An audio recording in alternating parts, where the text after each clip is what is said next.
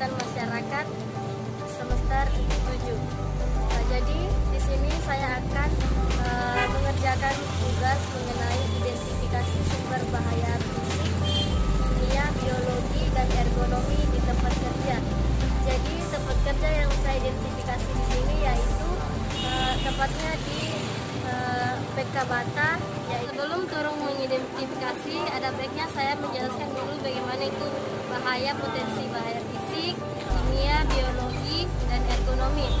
Jadi di sini potensi bahaya fisik yaitu menurut Permenaker nomor 5 tahun 2018. Faktor fisik adalah faktor yang dapat mempengaruhi aktivitas tenaga kerja yang bersifat fisik disebabkan oleh penggunaan mesin, peralatan, bahan, dan kondisi lingkungan di sekitar tempat kerja yang dapat menyebabkan gangguan dan penyakit akibat kerja di tempat kerja. Adapun jenis potensi bahaya fisik yaitu pertama bahaya mekanik, misalnya terbentur, tertusuk, tersayat, terjepit, tertekan, terjatuh, terpeleset, dan terkilir. Kemudian yaitu kebisingan, bunyi atau suara yang tidak dikehendaki dan dapat mengganggu kesehatan, kenyamanan, serta dapat menyebabkan pendengaran atau keturian. Kemudian yaitu getaran atau vibration, di mana gerakan yang teratur dari benda atau media dengan arah bolak-balik dan kedudukan keseimbangannya. Kemudian yaitu suhu. Suhu di sini tekanan panas yang melebihi kemampuan adaptasi yang dapat menimbulkan heat cramp, heat exhaustion, dan heat stroke dan kelainan kulit.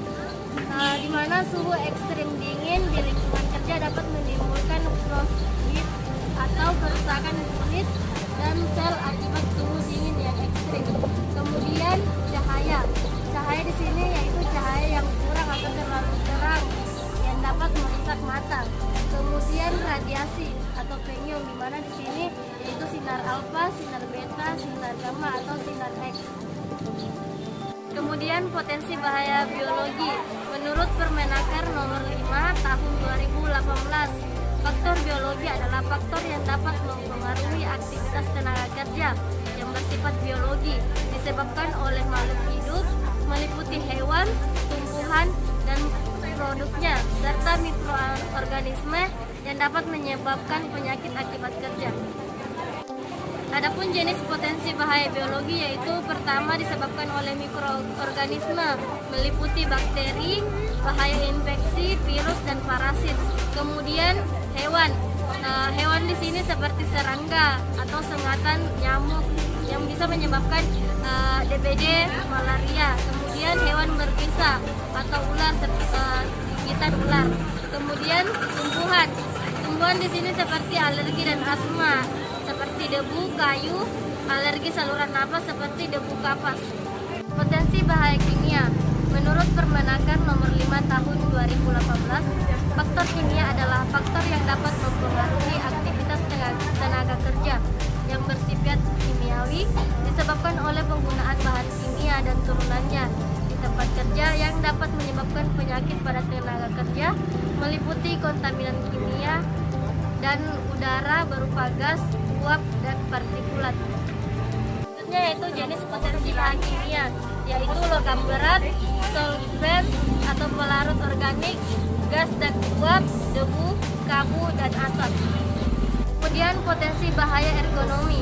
Menurut Permenaker nomor 5 tahun 2018, faktor ergonomi adalah faktor yang dapat mempengaruhi aktivitas tenaga kerja disebabkan oleh ketidaksesuaian antara fasilitas kerja yang meliputi posisi kerja, alat kerja, dan beban angkat terhadap tenaga kerja. Selanjutnya potensi bahaya faktor ergonomi, yaitu meliputi cara kerja, posisi kerja, dan postur tubuh yang tidak sesuai saat melakukan pekerjaan. Kemudian desain alat kerja dan tempat kerja yang tidak sesuai dengan antrometri tenaga kerja. Selanjutnya pengangkatan beban yang melebihi kapasitas kerja. Di sini tempat yang saya identifikasi yaitu penggilingan daging bakso.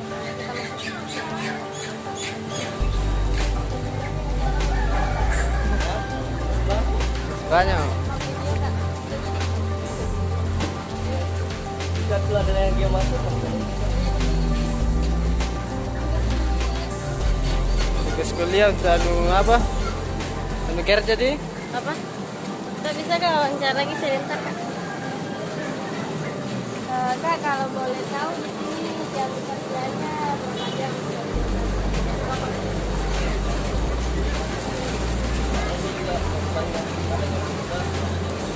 Oh, termasuk ke jam 5 subuh? Kalau anu kak, pernah terjadi kak gejala-gejala tersebut? Tidak pernah kayak kelelahan, kesakitan atau apa? Kalau kecelakaan kerja kak?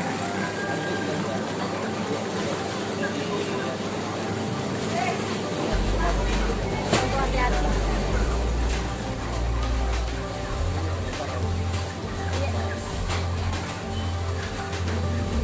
Dari hasil wawancara tadi dapat kita lihat bahwa jam kerja di tempat penggilingan daging itu melebihi dari batas minimal jam kerja, yaitu melebihi dari 8 jam kerja per hari, di mana mereka masuk kerja dari jam 5, terhitung dari jam 5 sampai jam 3, kadang juga jam 5. Jadi itu melebihi batas jam kerja. Di sini dapat juga kita lihat bahwa sumber bahaya sangat memungkinkan terjadi. Dilihat dari karyawan yang tidak menggunakan APD, alat pelindung diri, seperti sepatu boot, sarung tangan, dan juga tidak menggunakan masker yang bisa melindungi dirinya dari debu, dari kotoran, dan juga dari bahaya virus dari ayam atau daging yang digiling. Juga tidak menggunakan celemek sebagai pelindung badan, dimana kita lihat di situ badan dari pekerja mudah kotor. Dari segi faktor biologi dapat kita lihat bahwa karyawan mudah saja terkena virus dan parasit yang menempel dari tubuhnya, dari pakaiannya yang kotor dan tidak menggunakan masker. Dilihat juga dari lingkungan kerjanya itu sangat kotor dan kurang bersih. Dari faktor ergonomi dapat kita lihat bahwa posisi kerja dari pekerja penggilingan daging bakso, yaitu dia sangat sering berdiri dalam menggiling daging, di mana di sini dapat menimbulkan kelelahan jika berdiri sangat lama. Dan juga dari cara kerjanya, yaitu bersentuhan langsung dengan mesin, sehingga ini dapat menyebabkan kecelakaan kerja dari cara penggilingan dagingnya yang jika tidak hati-hati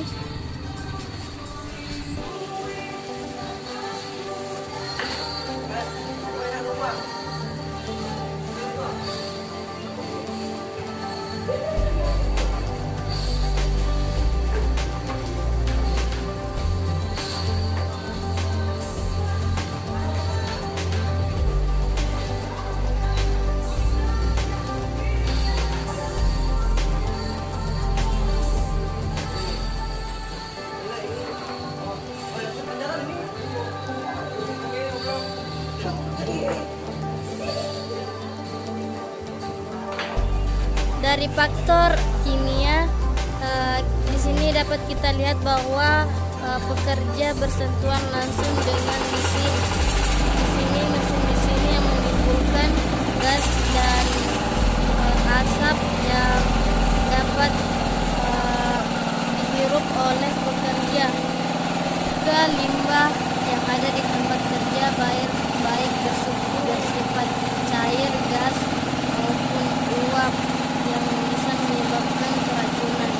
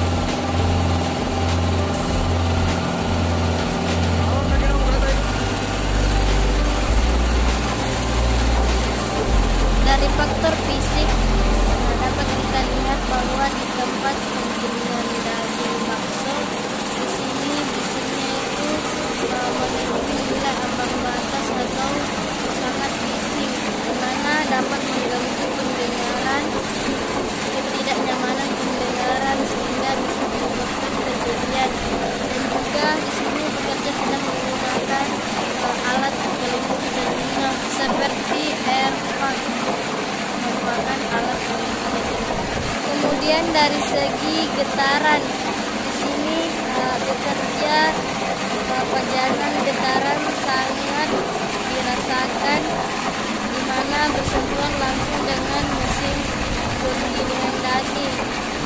Getaran yang dirasakan itu baik getaran langsung maupun tidak langsung, yang dapat menimbulkan getaran seluruh tubuh maupun getaran lengan dan tangan. Jadi radiasi di sini pajanan radiasinya itu bekerja terpapar langsung dengan medan magnetik dari mesin, baik itu mesin penggilingan daging dan mesin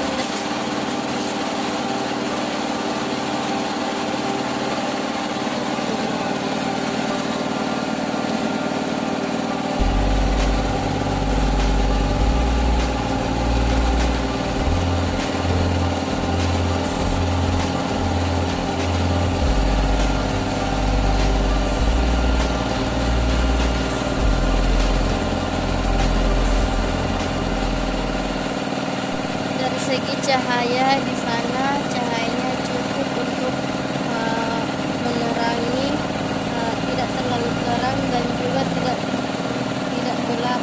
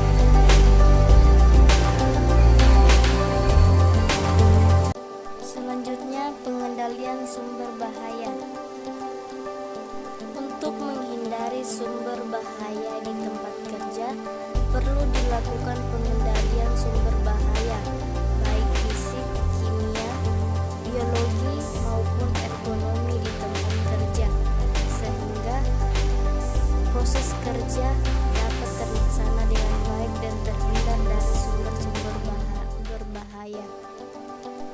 Adapun pengendalian bahaya di tempat kerja adalah proses yang dilakukan oleh instansi atau perusahaan dalam mencapai tujuan agar para pekerja di instansi atau perusahaan dapat menghindari risiko aktivitas yang dapat berpotensi menimbulkan cedera dan penyakit akibat kerja sebagai tujuan awal dari suatu perusahaan atau tempat kerja seseorang. Pertama, pengendalian potensi bahaya fisik. Menurut Permenaker nomor 5 tahun 2018 tentang keselamatan dan kesehatan kerja lingkungan. Pertama yaitu menghilangkan sumber bahaya. Kedua, mengganti alat, bahan, dan proses kerja yang menimbulkan sumber bahaya. Ketiga, memasang pembatas peredam sumber bahaya. Keempat, mengatur atau membatasi pajanan sumber bahaya melalui pengaturan waktu kerja. Kelima, menggunakan alat pelindung diri yang sesuai. Keenam, melakukan pengendalian lainnya sesuai dengan perkembangan ilmu pengetahuan dan teknologi.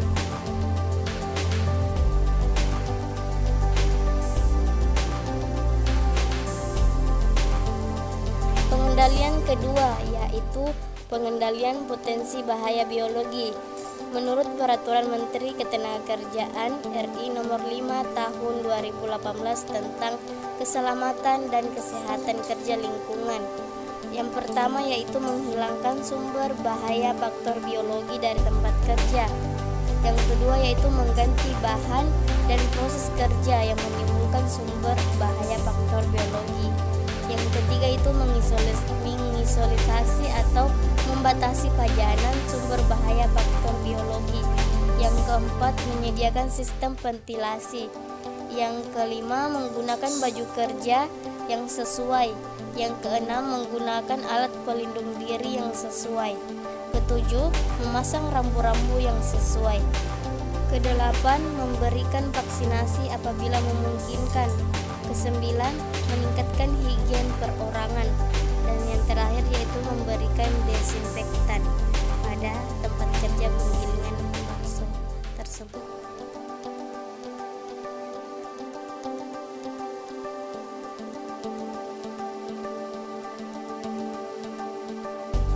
Yang ketiga, pengendalian potensi bahaya kimia.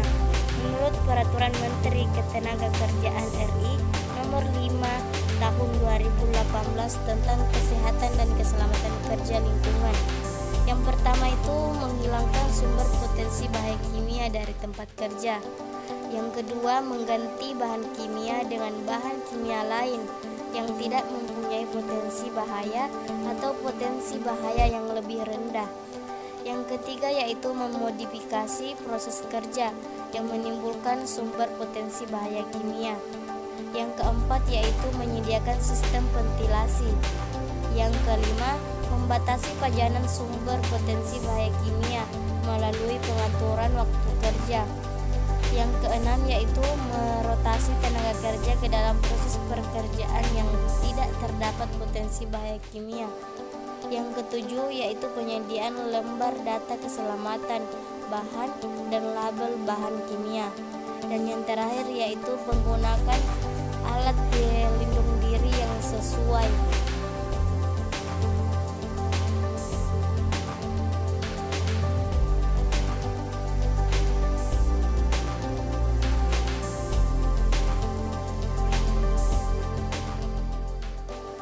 Pengendalian yang terakhir yaitu pengendalian mengenai potensi faktor ergonomi, di mana menurut Peraturan Menteri Ketenagakerjaan Nomor 5 Tahun 2018 pada ayat 3 disebutkan bahwa cara pengendalian sumber bahaya ergonomi yaitu pertama yaitu menghindari posisi kerja yang janggal. Yang kedua yaitu memperbaiki cara kerja dan posisi kerja. Yang ketiga yaitu mendesain kembali atau mengganti tempat kerja, objek kerja, bahan, desain tempat kerja, dan peralatan kerja. Yang keempat yaitu memodifikasi tempat kerja, objek kerja, bahan, desain tempat kerja dan peralatan kerja. Yang kelima yaitu mengatur waktu kerja dan waktu istirahat. Yang keenam yaitu melakukan pekerjaan dengan sikap tubuh dalam posisi netral atau baik dan atau menggunakan alat bantu, serta tidak lupa menggunakan alat pelindung diri atau tempat duduk yang ternyaman dalam posisi kerja di tempat kerja.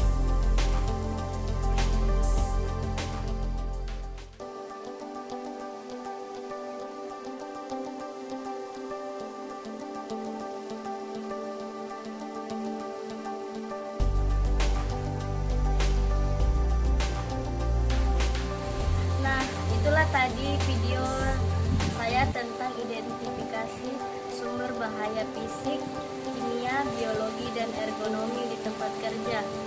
Nah, dari tempat kerja yang saya identifikasi itu yaitu di tempat penggilingan bakso, dapat kita lihat bahwa terdapat banyak sumber bahaya yang bisa membahayakan bagi pekerja. Jadi di sini untuk para pekerja itu harap hati-hati dan menggunakan alat pelindung diri sesuai di tempat kerjanya dan mematuhi standar operasional pekerja. Begitu pula dengan karyawan maupun bos di tempat kerja. Mungkin itu saja. Thank you for watching.